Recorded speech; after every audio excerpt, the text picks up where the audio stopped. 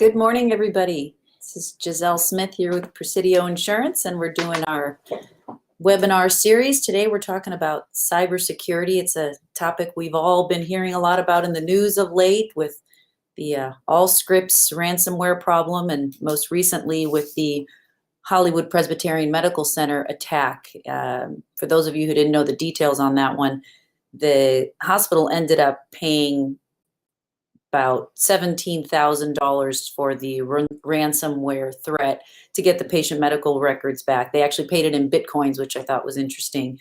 But they did restore the hijacked files. But it's a good example of just a local attack here and why we're all talking so much about cybersecurity, because we're all working in EHR systems and billing. And I had recently a client with their billing vendor had a ransomware attack. And so they were out and unable to bill for services for about 2 weeks, which of course is a problem for everybody. So I have here today with me Lee Morgan, who's our special guest, and he's here with Rock Solid Technology Solutions, located right here in Thousand Oaks, California, actually.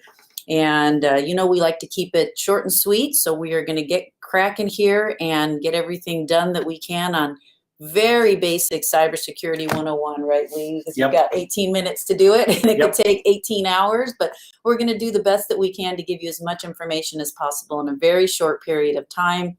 We will have question and answers afterward, and obviously I'm also available to give you Lee's information for very specific questions that he might have to answer offline for you. So let's get started. Okay. Let's see. That's Lee. That's me. We spend a lot of our time at Rock Solid putting in systems and tools to prevent cyber attacks. And the tools are really one big part of it. The other big part of it is making sure people are educated and they know the kinds of things that are being done to target them, and in some cases target them specifically. The 10 suggestions that I'm going to cover here are going to help you be safer, but are not going to guarantee that you're not compromised in some way. So security threats and what kind of security threats are out there. A lot of these you have probably heard of. Do you want to skip to the next slide here? Sure. So obviously there's in malware and spyware, things like that, ransomware. Those are hot topics. The thing that has really changed the playing field lately is ransomware, because bad people have figured out a way to monetize corrupting your data. It used to be people just, hackers did it as an ego boost. And now it's $1 billion industry to steal your data or lock it and prevent you from using it. Yeah, Lee, I saw a statistic that said in healthcare last year alone, there were 100 million healthcare records compromised. And that healthcare seems to be particularly at risk because in addition to just financial information like credit card information, there's all that personal healthcare information, which seems to make it a greater threat in the cyber world. Absolutely. It is a target-rich environment. And people go after that because the information in medical records is so complete. That you get someone's medical records and you can do just about anything. 100 million records, you said? It was 100 million. It was over 100 million records in last year that were compromised. Yeah. They're targeted. The government gave money to healthcare providers over the years to get their systems in place, and I think a lot of them have. But there are still people who either their provider doesn't understand what is needed to be in place to keep them protected, or they're just not willing to do what it takes to do it. Now, we obviously here at Presidio, we do insurance products that include cyber insurance. But oftentimes, we get in policy language, and I want to talk a little bit about types of threats. you get into ransomware, spyware, Trojan horse, spear phishing? Spear Is that phishing really is, okay? Spear and whaling. Could you give us a quick rundown of what these are? And I'll do my disclaimer here. The insurance we provide covers all of these things, but sometimes we all throw around these words and we're not really 100% sure what they do and what they mean in terms of what exactly is ransomware. What does it mean when Presbyterian Hospital had to pay Bitcoins to get their records back? So can you give us a quick rundown? Yeah. Ransomware, again, is the big thing. And the reason why they require Bitcoin to pay those ransoms, Bitcoin is not traceable. So it's not like you pay with a credit card and then you contact your credit card company and say, hey, I was held ransom, and they cancel the charge. Bitcoin is untraceable. So once you paid that money, you don't get it back. The people who develop ransomware in the early days, the encryption key that you paid the ransom for may or may not have unlocked your data. But because they wanted to monetize it, they got really good at making sure they could give you a key to unlock your data. Because if everybody said, hey, I paid the ransom and it still wouldn't unlock it, nobody's going to pay the ransom. People say, I paid the ransom and I could unlock my data. Well, then the next guy's going to pay the ransom. So they want to be trustworthy Correct. cyber attack Hey, criminals. they're good hackers, I guess. Yeah. All right. And how about, we know viruses and malware and spyware, Trojan horse, we're all fairly familiar with. What about the spear phishing? I never heard of that. Spear phishing is using email to kind of use social engineering to find out information about people. When you answer surveys on, Facebook, and they say, hey, we want to know all this information about, it's like a quiz that your friend sends you. What street did you grow up on? And it's all collecting information that hackers can then use to break into your systems. Okay. And how compromise your passwords. Whaling? Whaling is a little more targeted towards higher targets. A lot of times in nonprofits, you'll have benefactors that, bad people will look at the nonprofit's website, who are the benefactors, and then they will specifically go after those higher value targets.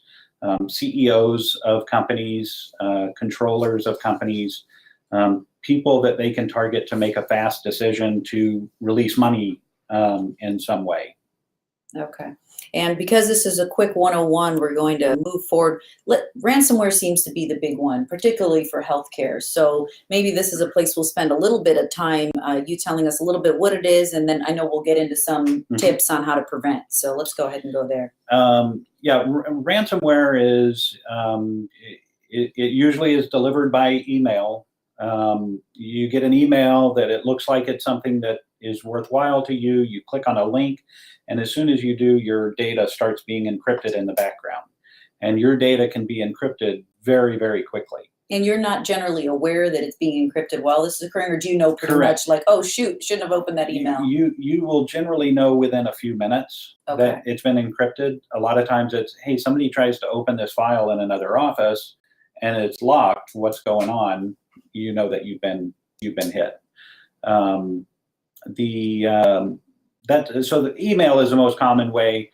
Once it's encrypted, you get a message, either another email, or it will pop up a web page that says you've been encrypted. Follow this link and give me some Bitcoin, and we'll give you the encryption key to unlock your data. Now, all of our clients will tell me, oh, but don't worry, we have some sort of software that's supposed to keep those emails from even coming in for their employees to open up, but that doesn't sound like that's working too well. Well, it's a multi-pronged approach to dealing with this issue. Part of it is having proper tools and safeguards in place. The biggest part of it is educating the end users so they know, hey, if you get a suspicious email like this, don't click on it. If you're concerned about it, hover over the link and see where it sends you. Look for it on Google and say, I'll navigate to it on my own. I'm not going to click on this link.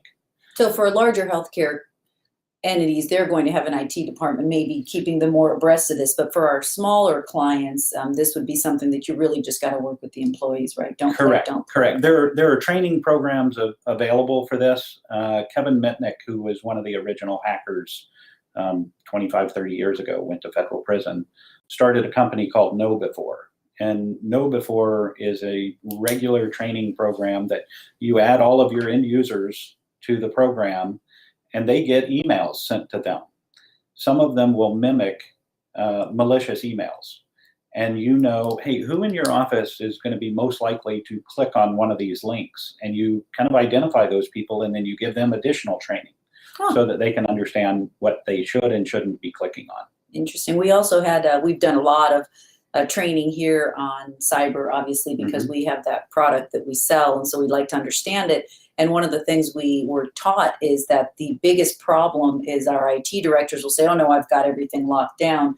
Well, you can't lock down rogue employees or just employees who aren't aware that there shouldn't be clicking or shouldn't be opening whatever programs there are. We sent an email to our clients right when WannaCry came out. It was a really big kind of groundbreaking ransomware that came out.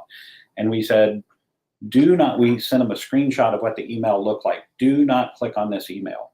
We sent it to all of our clients. The next day, one of our clients clicked on it, and it encrypted 3 terabytes of data, which we had it all backed up in a way that could be restored, but 3 terabytes of data, they were still down for a day and a half to get all that data recovered. And we'll talk a little bit about business interruption and sort of how we work on that. But because again, we're on such a short time frame here, let's move forward to we talked about clicking and trying to make sure employees aren't clicking on things. So let's get into the 10 tips. We're trying to keep this informative. So let's go through 10 easy things that folks can do.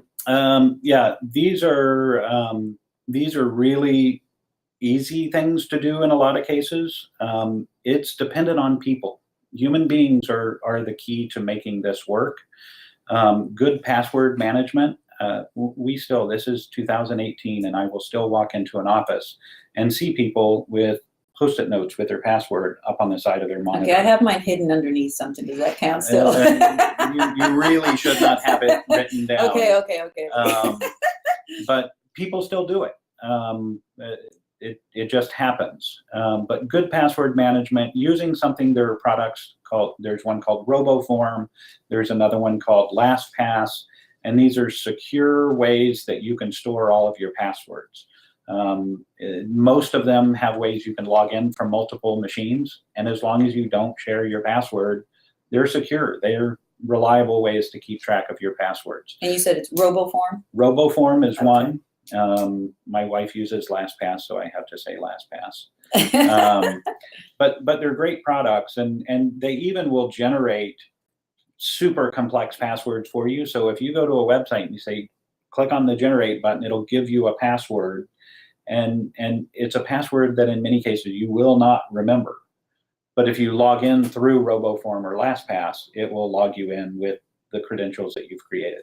Okay. And then the next one, obviously, backup. That's one we all know about, right? And we'll talk a little bit about how to back up because we don't have much time, but we'll get into that. Yep. User education, we talked about a little bit with making sure don't click. And patch management, tell me what that is. Patch management, Microsoft, Adobe, Java, they all come out with updates to their software. Many times it's bad coding, it's poorly written software that's causing the problem. That's why Microsoft comes out with patches.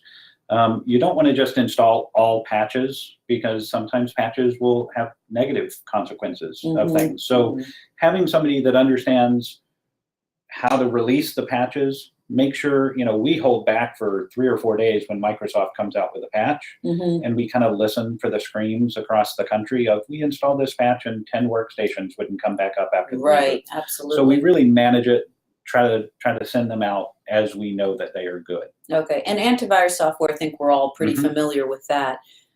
Firewall, same thing, I think we're all familiar with that. Physical security gets a little in-depth, obviously. Tell us a little bit about DNS security. DNS security, the product that I referenced there, Umbrella Security from Cisco, DNS is when you type in a domain name into your browser, google.com, it resolves to a numeric IP address. And DNS is what tells it when this domain name gets typed in, send it over here. If you're using something like, there's a lot of products, but like Umbrella Security, when you type in that name, it kind of filters that. If it's a known malicious site, it will block you from going to that. Okay. So it's a different layer of security. It also gives you the ability to filter content. So, adult sites or inappropriate sites for the workplace would not be, allowed. And Lee, we have a quick question from Esteban Bro. He wants to know if every platform is vulnerable. So any difference with vulnerability, Mac versus PC, in your opinion? Macs have historically had a reputation of being a safer platform. That has changed a little bit. There are more threats on Macs now than there were before, but Macs are a little more insulated from some things, but from social engineering and finding somebody's password to get in, at that point, everybody's equal. If you have a Gmail email account and somebody is trying to use social engineering to figure out what your password is and then try to figure out where you're using that password, they can search for that. They can social engineer and find that information. Okay, we're talking about passwords, and obviously this slide gives us a lot of information that we covered. RoboForm and LastPass seem to be, and obviously you've already told me I'm not supposed to use my sticky notes regardless if they're hidden. Right. But let's keep moving forward a little bit, because this is a question I get asked a lot. Backup, healthcare clients of ours ask us all the time, should I have my own server? Because is that more secure? Should I be in the cloud, a combination? What do you generally recommend? Because everybody seems to think, rush to the cloud seems to be the big thing. And I've heard things to the contrary. So what do you generally recommend for a local healthcare client? We really try to analyze what their needs are, and all businesses are not cookie cutter. So some businesses, they've got 27 small offices around the country. A cloud-based solution is probably going to be good for them.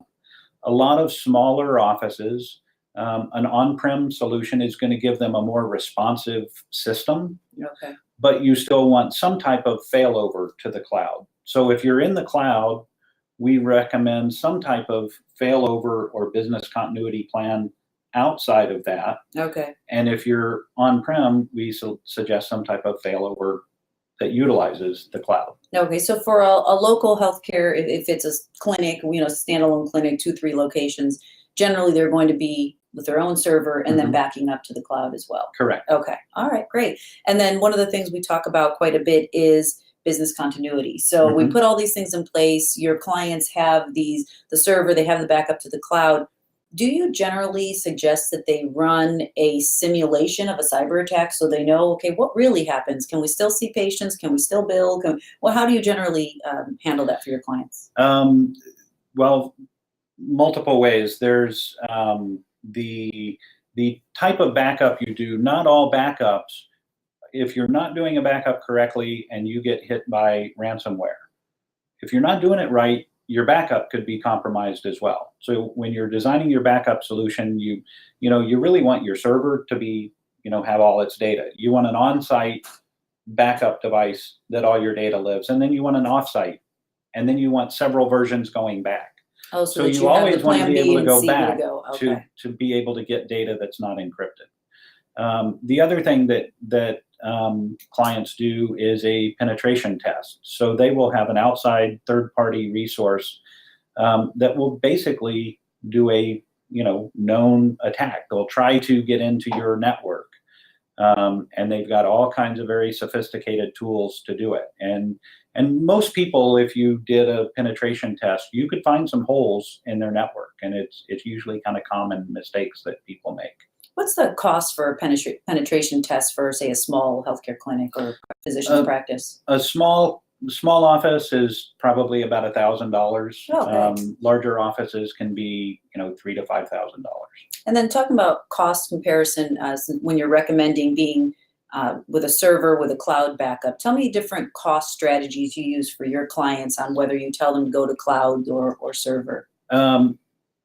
One of the biggest issues is if you have multiple locations geographically dispersed, a cloud solution is going to be a better solution. the way that they have sold the cloud to this point has been, oh, you're going to save a lot of money by going to the cloud. You're not going to save a lot of money by going to the cloud.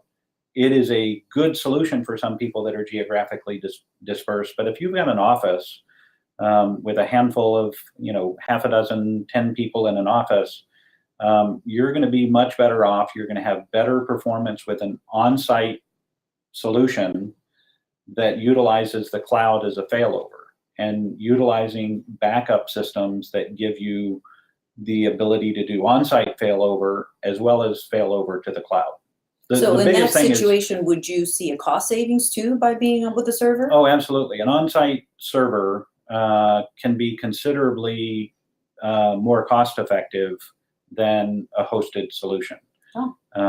Hosted solution, for a fairly simple solution, could be $1,000 a month.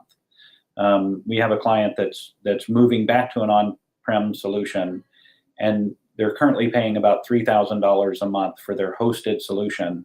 When they move back on site, their ROI on the project is about 8 months, and their increase in their monthly cost will be, the decrease in their monthly cost will be about $2,200 a month. Oh, wow, significant. Yeah. Okay.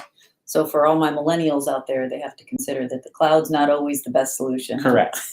Sammy might be quaking in his shoes to hear these things. We have another question real quick, and then I'll move forward as well.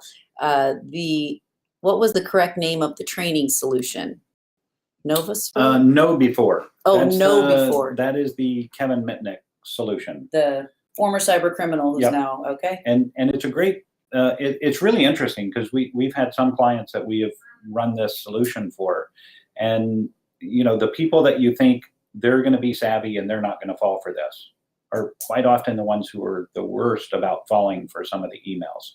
But it's not just emails. It's, people will throw a USB drive in a parking lot. If they're really targeting someplace, they'll throw a couple USB drives out in a parking lot. You find a USB drive, you come in and you plug it into your computer, and now your computer is compromised. Oh, wow. And again, that's the kind of information that comes out of the training program like Know Before. Oh, and actually, you know what? The question was timely because your very first point on user education is train all employees and use this Know Before program. And that's something you recommend doing anyway. So, absolutely. And we're getting really tight on time. So this, again, user education, we've talked about. It seems people, getting your employees not to do things seem to be the big one. I'm going to click forward here just so we can cover.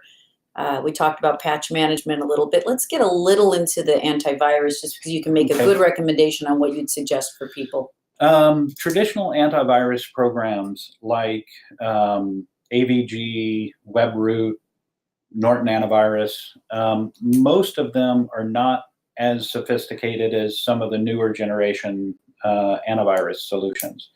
The most advanced antivirus solution that we work with right now is from a company called Carver, and it's not just dependent on the definitions of viruses that have already been discovered. It's looking at the behavior, the characteristics of a running program to see is this potentially a malicious program. And what's that? Can you spell that one out for me? Carver. Carver is CARVIR. Okay. And they're, what I would call an antivirus product from them is called Sentinel-1. Okay. And it looks for those behaviors, and then it is backed up by what is called a SOC, a Security Operations Center. And so there are real-time people that when this threat happens, these people will start looking at, okay, what's going on with this? And they will start mitigating the problem. They will start remediating the problem. They will run utilities to block what it's doing and to fix what it's doing. Are these Carver programs somewhat in line price-wise with your Nortons and your other ones, or is it going to be a little bit more expensive? They're a little bit more expensive, and the really big difference in it is the Security Operations Center. You've got a 24/7, 365-day-a-year Security Operations Center. And can you pay in Bitcoin? No. All right, I don't know, you might. It's becoming more widely accepted. I just like to say Bitcoin because it makes me feel really cool. Yeah. All right, let's talk about routers. Lots of times we go into businesses and they are protected by what we consider consumer grade. You go into Best Buy and you buy a Linksys or a Netgear router. We recommend routers that are a little more intelligent than that. Fortinet makes great routers. Cisco makes great routers. We use a router called pfSense. And what you want is something that is really going to intelligently analyze the data that's coming in and out of your network. It's called Unified Threat Management. It's one more layer of that security to protect your network, but it's not just, you know, a router being kind of unintelligently passing data back and through. It's a firewall. It's analyzing what that data is. It's stripping out viruses or malware or potential threats. All right, and physical security, I think we talked a little bit about this, but Yeah. go ahead. I hear this a lot, actually, that this is almost the simplest one. It really is. It's, dare I say, it's a little bit of common sense. It's locking up your critical network equipment. So don't put Post-it notes on my monitors. Don't put Post-it notes, but it's also the physical security of your network, of your server, of your switches. You don't want somebody that could just walk over and plug in a cable to your switch and be on your network. So it is managing your network, but it's really it's controlling who can get onto your network as well, both from walking in and plugging in an Ethernet cable to the wall and not just letting somebody on that way, as well as from the outside. All right, and now we talked a little bit about DNS filtering. So because we're on a time crunch, I'm going to move forward. But we talked a little bit about this. But can you go talk about the freeware? Freeware, there's all kinds of free software out on the internet, and you usually get what you pay for. Freeware, a lot of times there's some really cool things. You look at Android phones and iPhones, and I can't think of the last time I actually paid for an app on my Android phone. When you're not paying for something, they get paid somehow to develop that app you're using, and usually it's through ads. But both Apple and Google are pretty good at filtering out companies that have malicious things in their code. But you could install something that doesn't come from the Google Play Store that has malicious code that could compromise your cell phone. And it's the same thing with computers. Yeah, you know, we'll talk about the wireless access. One of the things that we have learned with our clients is that oftentimes the biggest problem we have on cyber where we're using the insurance is someone losing a phone or a laptop, or again, it tends to be human error. We had a client that actually turned in a car that had been leased with information in the trunk. And so that was, you know, a security breach actually, because he was the director of the company. Yep. Newer email systems and newer phone management tools. Actually, if you lose a phone, will give you the ability to remotely wipe that phone out. And for us, we have kind of enterprise level solutions that we do with our clients, but just about any, you know, Apple, Android, I don't know, BlackBerry's not even around anymore, are they? Sam, you know what BlackBerry actually, I don't think Sam knows what it is. Yeah. But do you know what a Palm Pilot is? But they, you know, you can wipe them remotely. So if you lose a phone, you can wipe it remotely. How about laptops? What do you recommend in terms of keeping those laptops secure? It's the same kind of thing, especially if you're carrying, you know, sensitive information, HIPAA covered information. You want to encrypt the laptop or encrypt the hard drive, and you want to have a password on the laptop. So even if somebody got the laptop, well, first of all, they're not going to be able to log in if they said, well, we're going to yank the drive out and we'll plug it in to another machine and see what's on it. Well, the data is encrypted. So even if they take it out and physically plug it in someplace else, they won't be able to access the data. Okay. We recommend that whether it's HIPAA or just general business information, we recommend all laptops be encrypted.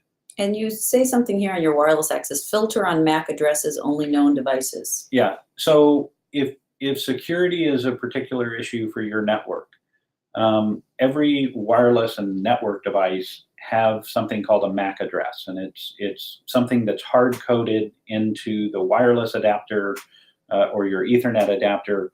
And so when you're setting up the network, you say, hey, only let these approved MAC addresses connect. So if somebody came into your network and tried to connect to your network and their MAC address is not in your list of approved devices, they're not going to be able to get on your network.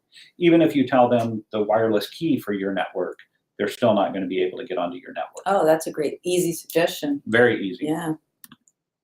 All right, let's do a quick summary. I know we're way over on time, and thank you so much. This has No really been problem. a great learning experience for all of us. So, yeah, those are just kind of our key things to keep your network safe. Again, I think a lot of times people think because maybe they're able to handle issues on their home network and take care of home issues, they want to kind of bypass having a professional manage their network. So we always say, make sure you're working with a professional service provider. Make sure they have your network documented. Make sure you go through what their plans are if you do get compromised in some way. What is your recovery time? How fast are they going to get you back up and running in a worst case scenario? If you're looking to deploy line of business applications, ask for security white papers from the company that is developing the software or has developed the software. They may not have specifically a security white paper, but it's going to start a conversation with them because you're asking a question about their product security. So they're going to want to answer more questions for you. all right. I know we're out of time. We've gone way over on time because there is so much information. I want to let everybody know, first of all, thank you, Lee. I really appreciate it. Anybody who needs more information, wants to ask a question offline, you can always shoot us an email. You can send us something on Twitter or on LinkedIn, and we'll get you the information, get you in touch with Lee, who can give you more details. And that's it. Okay. Thanks, Lee, for joining us. Yep. And we will see everybody next month for a HIPAA webinar. So more information will go out on that soon. Everybody have a great day.